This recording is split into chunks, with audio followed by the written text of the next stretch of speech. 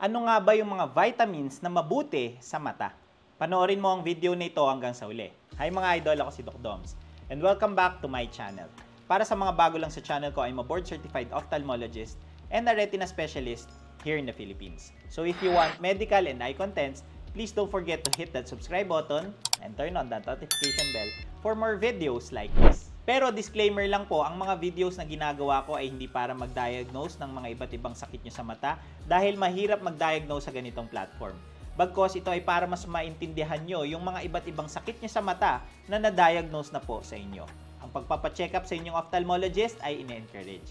And for today's video, pag-usapan naman natin kung ano-ano nga ba yung mga vitamins or supplements na okay para sa ating mga mata.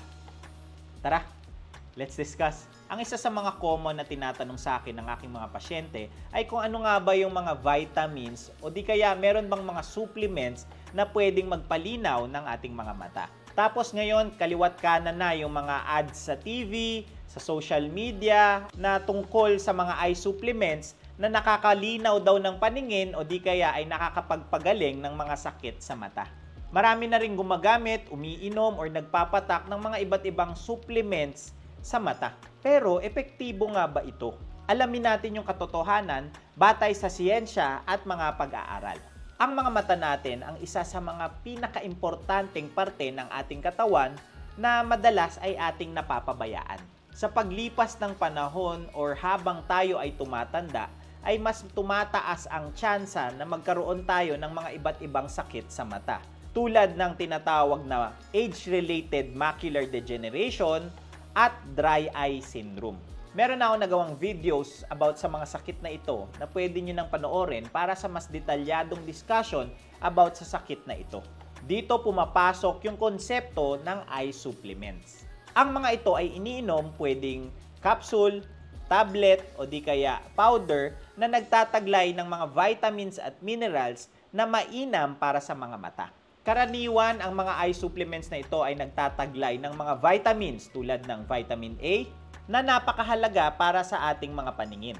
Ang mga vitamin C at E na antioxidants na pwedeng maprotektahan ng ating mga mata mula sa oxidative stress. Ang zinc na tumutulong sa functions ng retina. Ang lutein at zeaxanthin na natural na nakikita sa ating mga macula na siyang responsable sa ating sentrong paningin. At omega-3 fatty acids para sa mga may dry eyes at meron din itong anti-inflammatory effect. Pero gaano nga ba ka-epektibo ang mga ito? Tignan natin ang mga ebidensya. Ang pinakamalaking pag-aaral about sa eye supplements ay yung tinatawag na AREDS or Age-Related Eye Disease Study.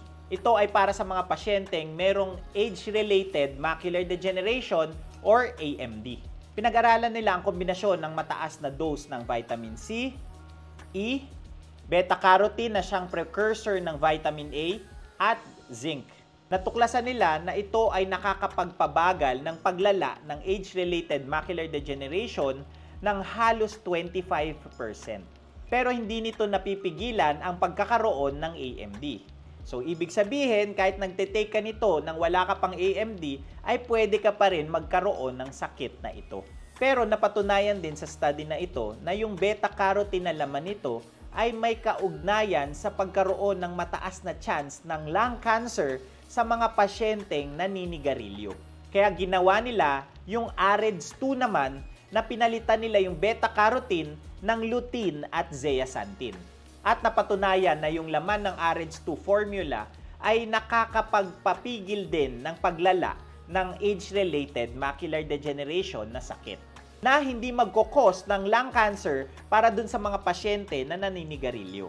Next naman ay nauuso din yung pag-inom ng omega-3 fatty acids para dun sa mga pasyenteng may dry eyes. Dahil merong ilang mga studies ang nagsasabi na epektibo ito.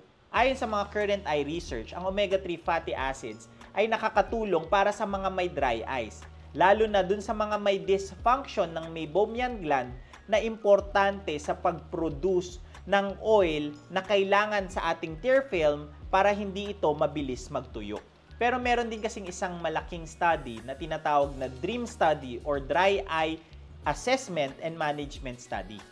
na nagsasabi na walang sapat na ebidensya na mas epektibo ang mayroong omega-3 fatty acid na supplements kumpara sa mga placebo. Ibig sabihin, pwede itong gumana sa iba pero hindi ito garantiya sa lahat. So, hindi magic pill ang omega-3 fatty acid para sa mga may dry eye syndrome. Pwede ito makatulong para sa pag-manage ng mga pasyenteng may dry eyes pero hindi lahat ay mapapagaling nito. Mas mainam pa rin na magpakonsulta kayo sa inyong mga ophthalmologist para mabigay ang tamang gamutan dito. Ang lutein at zeaxanthin naman ay natural na nakikita sa parte ng ating mga retina na tinatawag na macula na responsable sa gitnang paningin natin. Marami at nagkalat yung mga supplements na merong ganito, yung may lutein. Ayon sa pag-aaral, ang lutein ay pwedeng magpataas ng tinatawag na macular pigment optic density or MPOD na maaaring magpabuti ng ating visual performance. Ang isang systemic review ng 46 na pag-aaral ay nagpapakita na yung lutein at zeaxanthin ay nagpapataas ng MPOD kung gagamitin ng mahigit 3 buwan sa tamang dosage na pwedeng magpabuti sa healthy na functions ng ating mga mata. So ano ba yung mga dapat mong malaman? Ang mga supplements, kaya tinawag na supplements, ay pangtulong lamang na pwedeng makatulong kapag tama yung kondisyon at dosage nito. Hindi ito pamalit sa healthy lifestyle at pagkain ng masusustansyang pagkain. Dahil marami sa mga vitamins na ito ay kayang-kaya natin makuha sa pagkain ng mga masusustansyang pagkain. At nagawan ko na rin ng video yung mga pagkaing masusustansya at naglalaman ng mga vitamins na nabanggit ko na masustansya para sa ating mga mata. Hindi lahat ng supplements ay pare-pareho ang kalidad. Siguraduhin na ito ay FDA approved at binigay ng inyong mga ophthalmologist para makasigurado. Or magtanong sa inyong mga ophthalmologist para mabigay yung safe at effective at kung kailangan nyo nga ba talaga ng mga supplements na ito. Yung mga malamang mangangailangan ng mga supplements na ito ay yung mga may family history or merong age-related macular degeneration, yung mga may edad na 50 years old at pataas, yung mga may risk factors tulad ng paninigarilyo at merong mga dry eye syndrome, or yung mga malabo mag-diet or hindi makakakuha ng sapat na nutrisyon or vitamins sa kanilang mga kinakain. So ang tanong, kung may silbi nga ba ang mga eye supplements, ang sagot ay oo, kung tama ang paggamit nito. Pero kailangan mo malaman na hindi ito miracle cure. Ibig sabihin, hindi ito magpapagaling ng iba't ibang sakit sa mata o di kaya magpapalinaw ng inyong mga paningin. Mainam ito para sa mas healthy na functions ng inyong mga mata at para maiwasan yung pagprogreso or paglala ng ibang mga sakit sa mata. Ang pinakamainam pa rin ay healthy diet, pag-inom ng tubig, at pagkonsulta sa inyong mga ophthalmologists. So kung may kilala kang naghahanap or gustong mag-try ng supplement or vitamin sa mata, i-share mo lang ang video na ito. And that's it for today's video. Ngayon, alam nyo na kung may silbi nga ba ang eye supplement sa ating mga mata. Please don't forget to like, comment kung may mga questions or suggestions in topics, subscribe, and hit that notification bell for more medical and eye contents. Ngayon, mas may alam ka na. Ako po si Doc Doms. See you on my next video.